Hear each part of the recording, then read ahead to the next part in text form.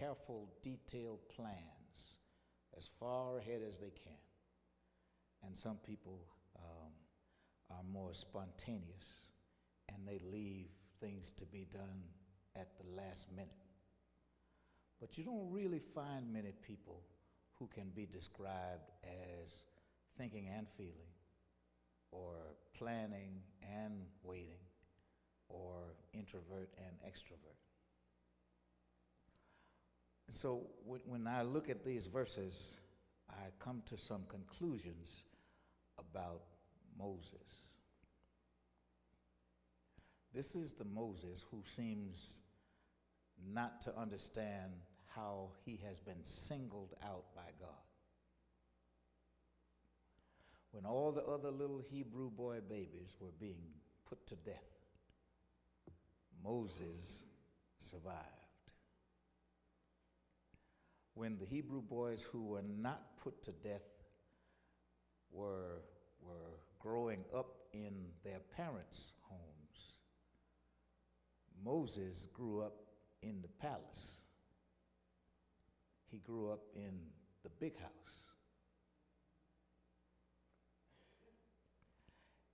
Maybe it never occurred to him that God had singled him out. Now, a God who knows the hairs on each of our heads must certainly know us name by name and one by one. And so you might not always feel special, and you might not always think you are special. The two Scots. It distinguishes between people who are the same height and the same name and the same weight, so that we are always singled out by God, but we don't always feel like we are special. Moses must have felt something when he decided to defend a Hebrew man from an Egyptian soldier, to the point of putting the Egyptian soldier to death. And then he ran away and hid. But the place where he found to hide turned out to be the best place he could have been. He learned to tend sheep. He learned, he found a wife and made his home in a rich man's place. He always lands in a rich man's place. And then he has this vision. Nobody else in the Bible is written of as having seen what Moses saw. A bush that burned. Why didn't Jethro go see it? Why didn't some other man on Jethro's property go see the bush? Why didn't it appear to everybody? Gracie says because God didn't choose them. While God didn't choose them for that, God has chosen each of us for something. And so it's a mistake to forget that God has made you special, unique. There's only one you. Say what?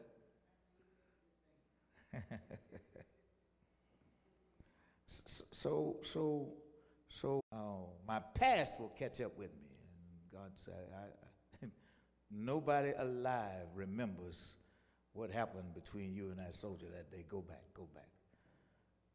And he comes up with excuse after excuse. So say, well,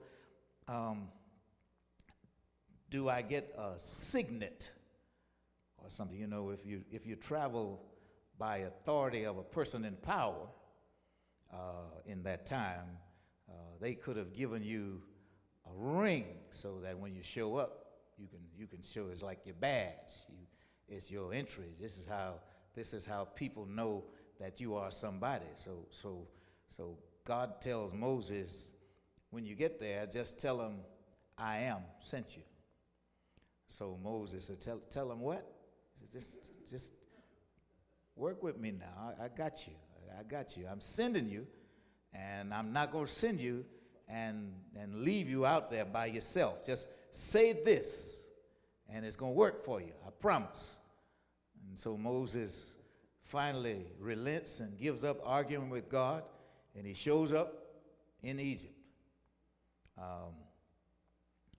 I wonder sometimes about the conversation, the initial encounter, the initial exchange between Moses and Pharaoh as Moses shows up in an old man now, 80 years old, and he says to Pharaoh, I came for God's people, and we need to go. Let us go out and worship, and we'll come back. And that didn't work out. So now you got to let us go all together.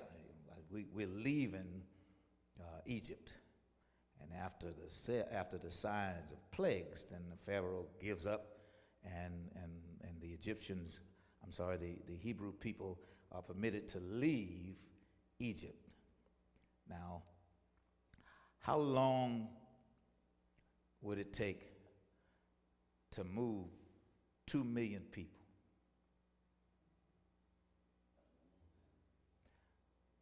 How long did it take to evacuate Florida with trucks and boats and buses? So I'm talking about moving 2 million people. Can you imagine? So it was not, and they said we're going to leave at 8 in the morning, and everybody show up at 8. Everybody can't even show up at the same. How much space do you need for 2 million people? Get in your mind, wrap your mind around this crowd. And Moses, who has been tending sheep, you can get sheep to follow you. The sheep walk behind you, but 2 million people with sheep and goats and whatever possessions they were permitted to carry with them. And so he leaves. And when they get hungry and they complain to Moses, God answers. Moses has interceded on behalf of the people, and they get food to eat. When they're thirsty, Moses intervenes on behalf of the people, talks to God, and they get water to drink. With all of this history behind him, all of this experience, all of the experience he had with God, in Exodus chapter 33, verse 12, one day Moses said to the Lord, you've been telling me take these people up to the promised land, but you haven't told me who you will send with me. Moses wants more information. Moses wants more clarity. Moses wants God to lay out the plan so he could see it. God says, I know you by name, and I look favorably upon you. I show you my favor, my grace. If it's true that you look favorably on me, Moses says, then let me know your ways so that I can understand you more fully. Understand you more fully. He saved him when he was a baby. He saved him when he killed a soldier. He spoke to him on Mount Sinai. He answered when Moses asked for water. He answered when Moses asked for food. He went up the mountain and stayed twice. And God schooled Moses in the law and gave him the notes to carry back with him. And Moses says, if you're really with me. I mean, what more would you expect must be done in order for God to prove when he says, I got you, that he's got you? Yes, sir.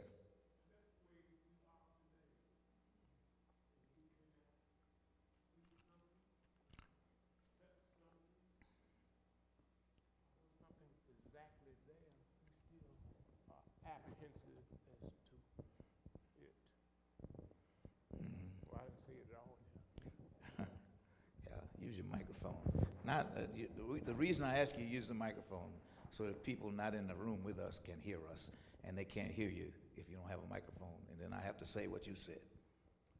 Do you think all our lives are like that if we just stop and take time and look at our life from our birth up until where we are in present, that different situations where God has brought us through like he did Moses?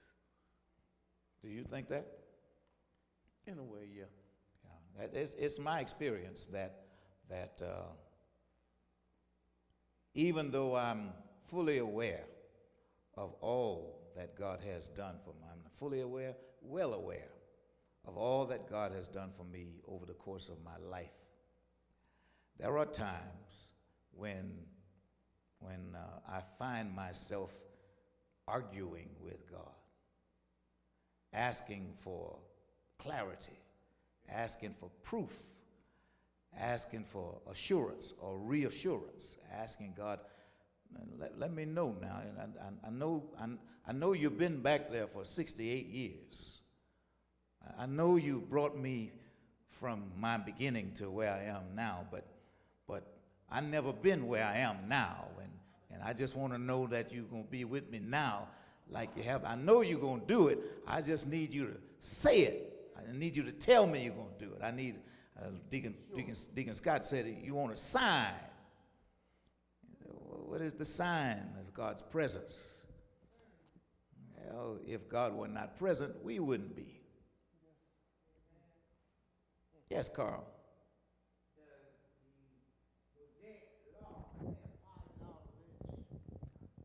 Yes, it does. By the time we come to his question is, does the Mosaic law play a part in this? By the time we come to this point in the story, the law has been given,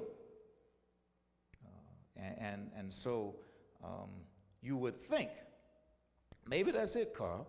Maybe that's the problem. Maybe Moses is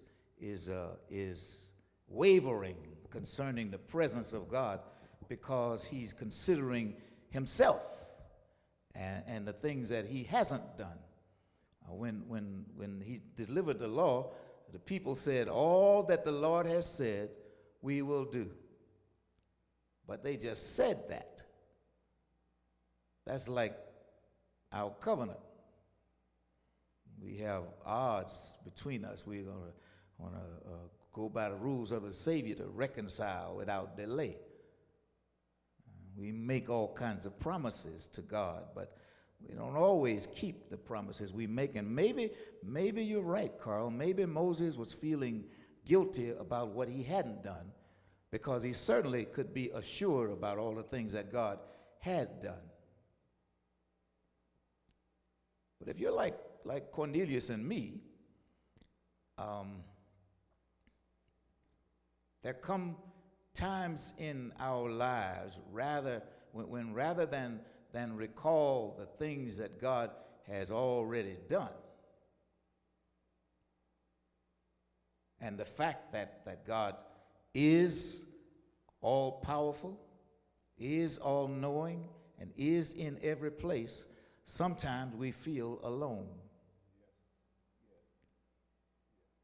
And we want a sign that God is with us. So Moses has the nerve to talk to God in language like this and to question God, whether you're really going to do what you say you're going to do. So he even tells God in verse 13 that these your people. these are not my people. These people belong to you. And it's not my obligation to take care of them. It's your obligation to take care of them. As though he had no responsibility, and as though he had not enjoyed all the grace that he had enjoyed for all of his life. When you think about it, what God has brought Moses through, and what God has brought Moses from, and how God has kept Moses in spite of all the reasons there might be for God to have left his side. And yet, Moses saying, now God, are you sure you're going to do this thing for me? Yes, ma'am.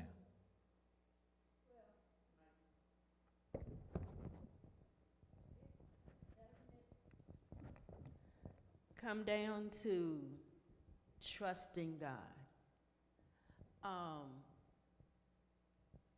Because even though we know what God has already done, and now a new situation that he hasn't done before comes up. Yeah, God, I know you did that, but this is brand new. And when we look at Moses, and in our lives, it's like we have trust issues with God.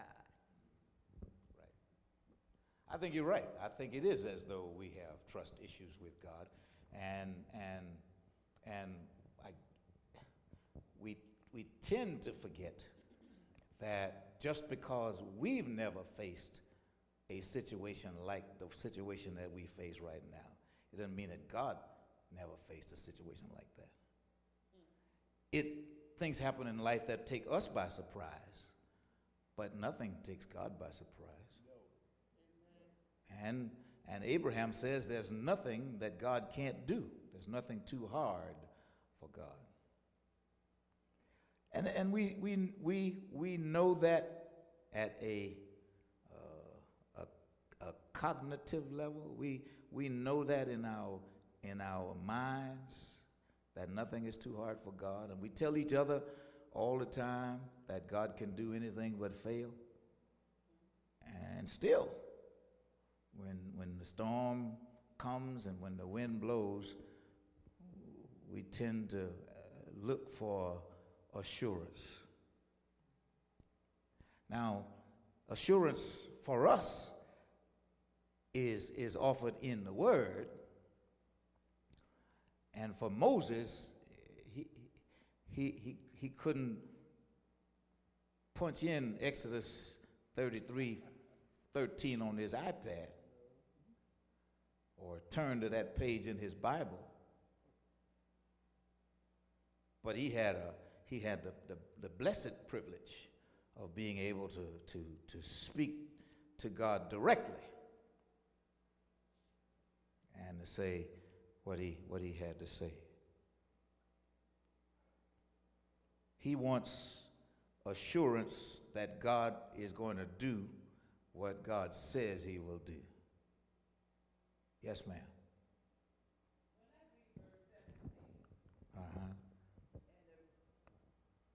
Latter part of that, where it says,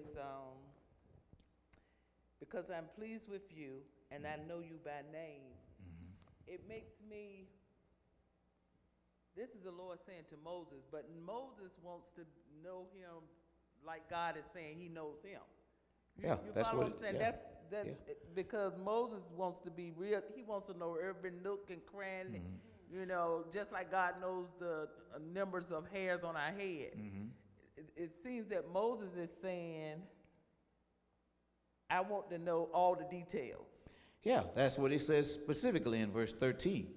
If it is true, I'm reading New Living Translation, if it is true that you look favorably on me, let me know your ways, so that I may understand you more fully and continue to enjoy your favor.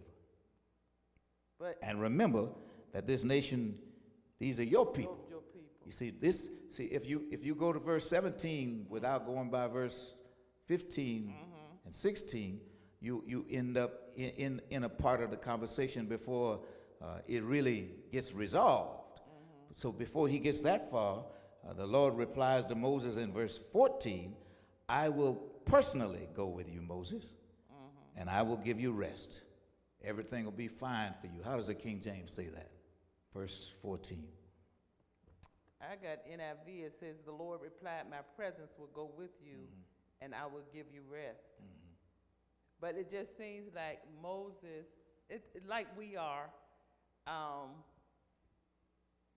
we want to know all the details when, God is greater than that. So I don't see it as arguing. I just see him wanting to just know all the details.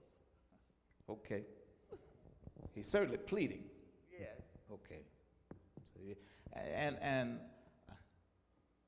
you, some of you heard me say before, I don't take argument as a negative word. An argument is a conversation where there's searches for clarification. People are trying to get to whatever they're trying to get to. Each one has a point to make. But Moses is not that person who doesn't need a whole lot of details.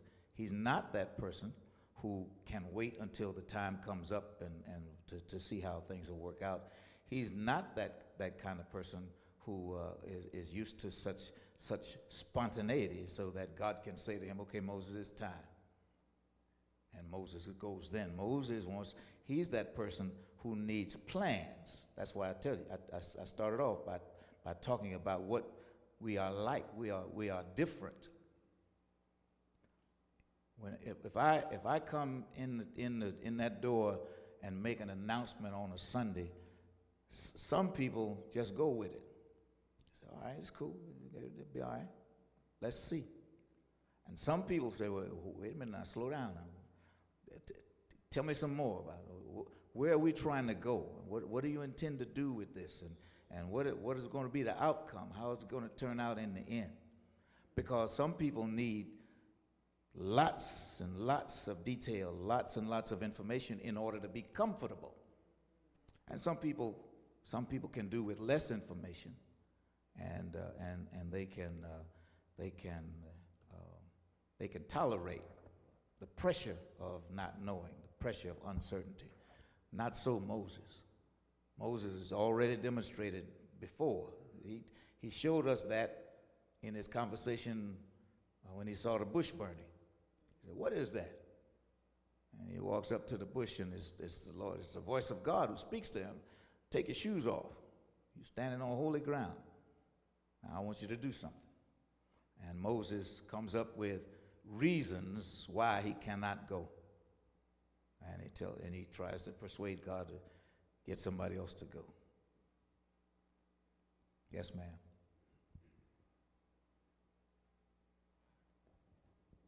Well, if we walk not by sight, but by faith, and if I'm a planner and I want to see the direction and I want to know the direction and I'm going on this journey and I want the road map mapped out clearly. Never been there before, but I'm willing to go with the road map versus somebody give me an address and say go. So which one of those would you put into the category of faith walking? Because if Moses wanted to know the details, I didn't want it. Doesn't it all come down to faith, your faith of not knowing if God said go, or then you say, okay, God, I'm going to go, Bo. Where? Yes. So it is all about where you are. And I think we're in different places at different times in our lives, in concerning different issues in our lives. And one of the things apparent in Jeanette's observations is how much we are like Moses. The times are different, but the people are the same. People's attitudes and character and personality are the same as forever. So there always have been and there always will be people who function best on the most information. And there always have been and there always will be people who can function on less information with less time and less certainty. Now, it would be an offense for me to say, and probably incorrect for me to say, that the people who need more information have less faith in God than the people who operate on a little bit of information. But the truth of the matter is, it's not usually, even in Moses' case, it wasn't God he doubted in the beginning as much as it was himself that he doubted in his own ability. I don't think I can do this, he said. And God says, sure you can. I got you. Just do what I tell you, and it's going to work out. So you know, I do that now. Ask for, you know, I need some assurance or some reassurance. I need a nudge. I need something that lets me know, that makes me feel like God is with me, because we don't do everything we do by thinking. Sometimes we do what we do by feeling. So sometimes we respond to a feeling of the move of the Spirit, and sometimes we respond to the Word. Is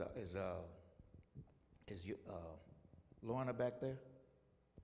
Lorna used to worship with the Presbyterians, and the Presbyterians sometimes call themselves God's frozen people, because in worship and in study they are much less active and frenetic and enthusiastic outwardly and excited outwardly than we are. We if we went there, some of us would make some of them uncomfortable just by the fact that you could imagine Sonia going somewhere else dancing like she dances in here. They'd think that what's wrong with her? Look at her, got her head bowed. What's wrong with her? Because we are just different kinds of people in the way we express our excitement and enthusiasm. And so that's not to say somebody can't sit quietly and be just as excited as Sonia is when she gets her step on. They might be equally excited or scream like people scream. Deaconess Stokely.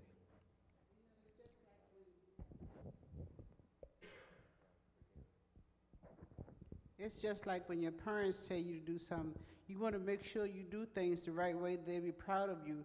So in this case with Moses, I just think Moses, as you said, some people are just playing as they want to see how things going to come out. And that was who Moses was. Yeah.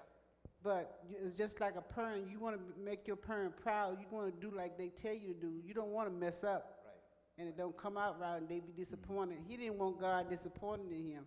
Mm-hmm. So he wanted to be clear. Now you want me to do what now? Tell me one more time. and that's what I'm gonna do now. What are you gonna be doing? And Moses wants to know that God won't just send him and let him go on his own. Cornelius. Do you think Moses was more inclined to be like because of the situation he was in? Because now you think about it, if God had just told Moses to go by himself, that'd probably been all right. But you got to think about it. Moses got 2 million people he dragging along with him now. And when you tell me just Kicking and screaming. Some of tell them. me just get up and go, I can deal with that on my own. But what about these 2 million I got dragging behind me? Well, he said in verse 13, now remember, these are your people. Yes, Cliff. No, I was just thinking that, during that time about Moses, he was the best man for the job for that moment. And that's another way God speaks to us as well, because we can relate to Moses and the type of person, because we have people today just like Moses. And then I was thinking about David. He used David and how David was all in. He was a young man, so he could use young people to do his work. And then after Moses, though, he used Joshua. How Joshua was motivated, he was ready to go. So God knew exactly, like always, he has the master plan, and we can relate to that, because the way Moses is, I'll be like, Moses, hey, Lord, can you give me something else? What are we going to do? There's no way I would be like Joshua or like David, but there's children that they could say, they could hear the story about David and say, oh, I can do that. God said I can do that at 16 or whatever age, So he has the master plan, and his word is so amazing that if we take time to listen to it and see as it goes on. Isn't it a relief to be able to do what Reverend Falcon did? We walk by faith and not by sight, which is centuries later than Moses' time, but available to us for our faith and our decision making, or to do what you've done and to connect with the fact that there are all kinds of people in every age, in every time. So the fact that God could use an 80-year-old man, that makes Deacon Powell bristle. Deacon Powell say, all right, he can still use me. But Shireen at 30 said, yeah, I'm just 30, but he can still use me. So he can use the young and the old. He's demonstrated that with God, all things are possible. He can use anybody. So when you look at yourself, remember what I said about you being special. You are special in that you are unique. You are special in that you are a particular one. There's only one you. And when you're ready to be used by him, he's ready to use you. Amen. I told you the story about my son when he was in first grade playing in the rhythm band. You know how you play, one child plays the sticks and one plays the blocks and one plays the triangle and on and on. And my son played the triangle, and I got off early from work and rushed out to Sanford School to hear my son in the rhythm band. And all he did when the teacher pointed at him was hit the triangle one time. Bing! And I turned around and told everybody, that's my son right there. My son played a triangle. Playing the triangle. He hit the triangle one time. That's my son playing the triangle. That's my son right there. Yeah, that's him right there. Lamari was. Yeah, he playing the triangle. That's that boy good, ain't he? And I contend that when God uses us and we do the thing that he uses us to do, he's just as proud of us for doing it. Don't seem like much to nobody else, but in the sight of the Creator who made us to do that and called us in that moment to do that one thing is special. And he made you for that one thing in that one time. And so when you look at Moses and you say Moses wants to talk to God, he says, well, I'm in Cliff's language. Can you give me something else? Can you? I'm not trying to second guess you, and I certainly have seen your power. I know you can part water and send plagues, and I've seen the frogs and the flies and all that. But can you Can you just move a cloud or something? Now, the cloud's been following them by day, and the fire been following them at night. And they just want to, he's looking for a clue that God will be with him. It's like us looking for a clue that God is with us when the sun still staying the same distance it is from the earth. And the earth is still spinning on its axis, and every 365 days we say that a year has passed. When he lets the sun warm up one side of the planet, and then he turns the planet slowly enough around the sun, in front of the sun, so that nothing burns up and everything gets as much light as it needs. And things that need to grow, need light to grow, grow. And we have a sense in our minds of when to sleep and when to wake up, because he turns the planet just right. If God were not with us, the planet would fly out of its orbit and fly into the sun, or the moon would fall out of the sky and crash into the earth if God were not with us. And so we have signs to let us know of his presence. And the fact that we can still see them is our reminder, is our evidence that God is with us. Yes, Carl. Mm-hmm. Well, bless the Lord. Well, I certainly appreciate you coming. I'm glad that every time I see you, it makes my heart leap. Mm-hmm. You get your step on too. Most of y'all don't see Carl dancing, but we can see him, can't we, Gladys? You got one Carl on that side, and one Carl over here. I need one more Carl to stand on the other side. Then I have a room full of Carls, dancing Carls. So the Lord says to Moses, I will indeed do what you ask, but I look favorably on you, and I know you by name. And Moses say, okay, if you know me by name, show me your glory. With all that he's seen, with all that he's experienced with God, he's still asking for a demonstration of the presence of God. What would be a demonstration of the absence of God? The disappearance of everything.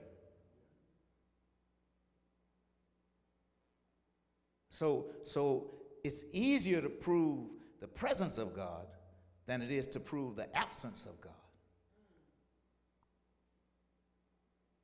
Because time's still marching on. Yes, sir. You got to know God in order for that to happen, because a lot of people say God is not with them, and I think that's more because they don't know God to be able to say that. Mm-hmm. Mm-hmm. Yes, ma'am. It's like sometimes we throw out fleeces, throw a fleece out.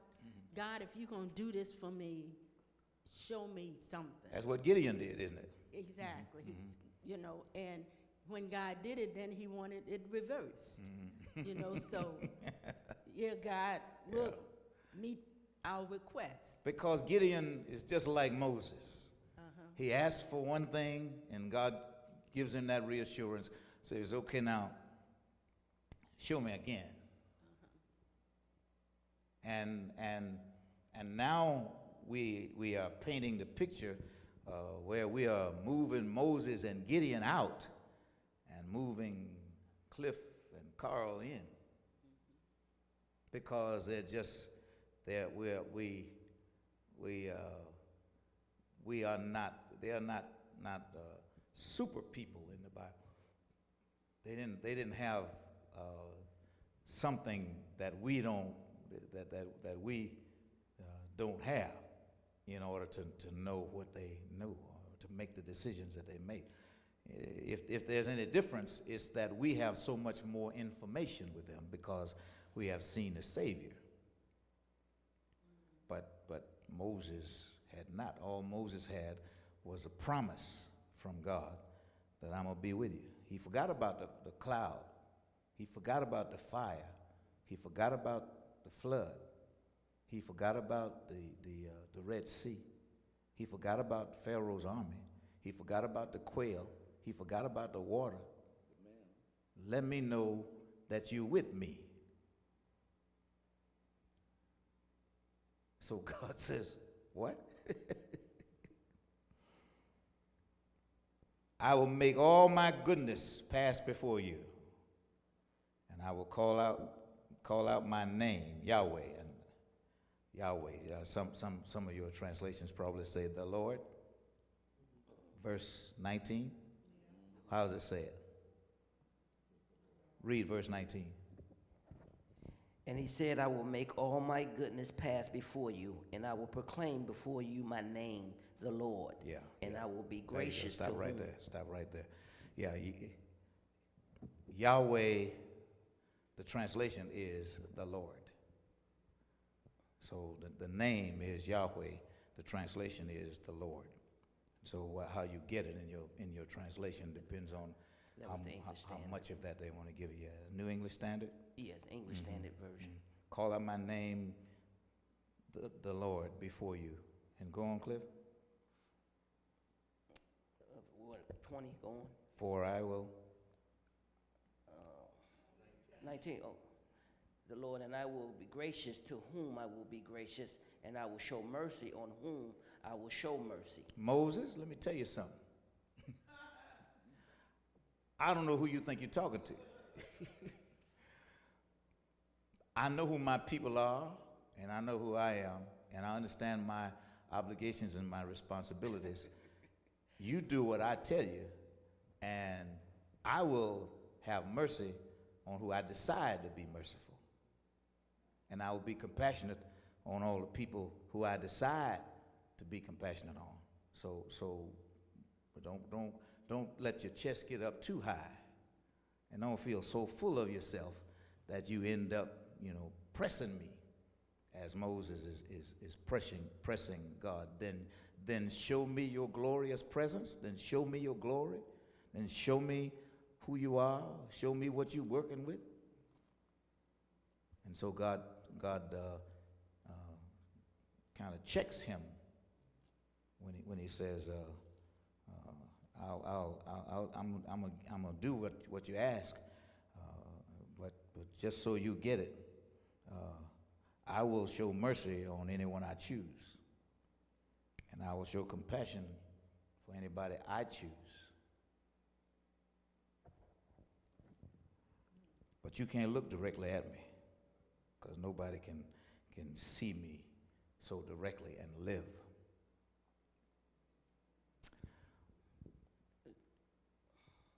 Tell me where you have seen glimpses of God's glory in your life.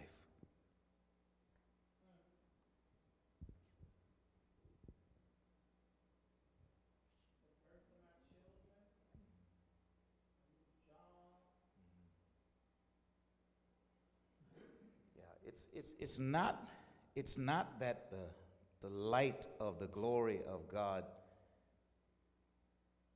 is invisible. The problem is we don't recognize that what we see is a reflection of the manifest glory of God.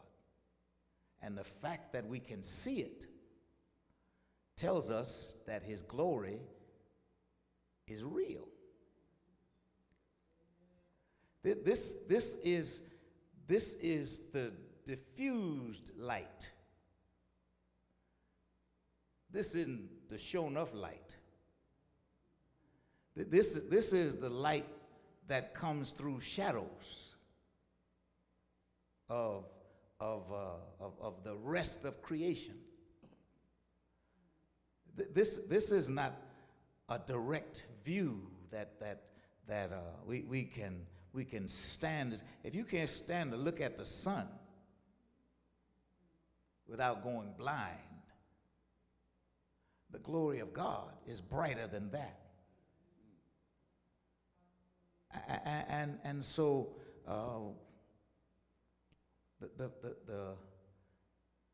the fact that we are able to see what we are able to see is a demonstration of the you know what I mean by diffused? He softens the effect of the light so that we can tolerate it. Because we couldn't tolerate it if he just let the light be unobstructed. Yes, ma'am. It's really funny that you said that because I was thinking, if you get up in the morning and you watch the sun come up, and like I go and watch the sun come up before I get to work over the water. And when you watch the sun come up, you can really see it at first. But the higher it gets, you can't see it. And Look at it. you can't look at it. Yeah, because it's so, you can't look at it. And that's so awesome because you can see it when it first peeps, and if you watch it, it's good. And his glory is brighter than that. So if you took all the light from all the stars and try to put them all together, it's brighter than that. And so he says, Moses, I'm going to let you see something, but you can't look straight at me because that would be too much for you.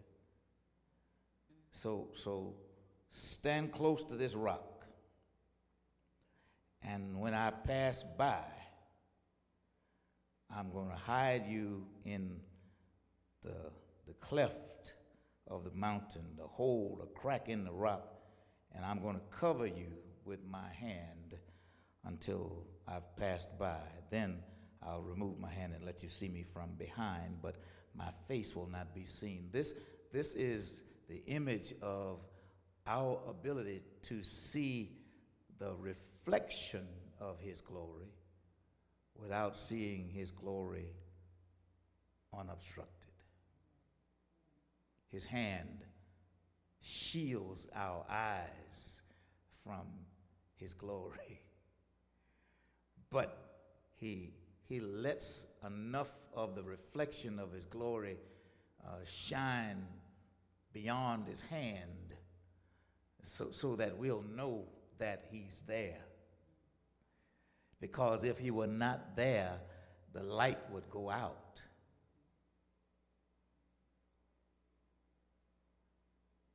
And so Moses begged for this reassurance, and the Lord gave him what he asked for,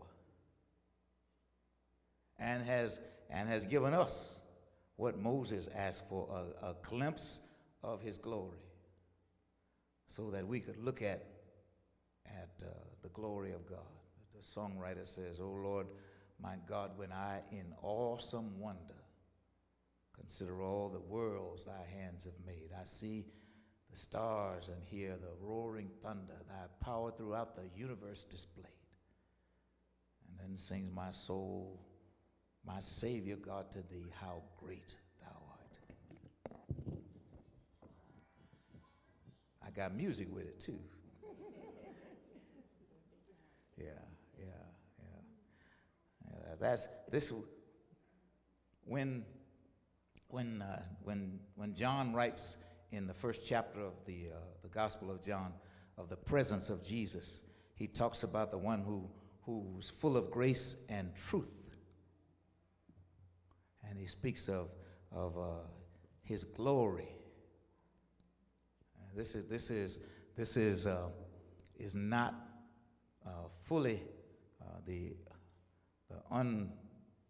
unblocked glory of God, but in the person of Jesus Christ, he comes and shows us a glimpse of his glory. He was the light of men. shone in the dark, but the dark didn't understand him. Didn't fully get the fact that as Paul writes, we have seen the light of the glory of God in the face of Jesus Christ.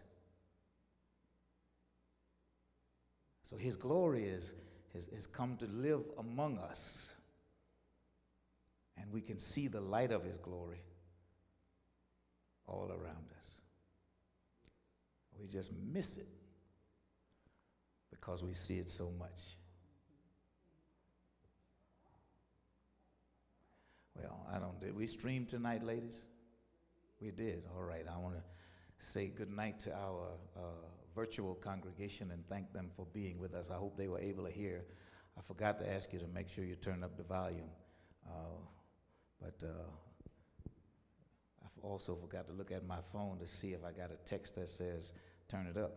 I did last week, but my phone was in my office. I didn't get such a text, so it must have been good. Y'all come back and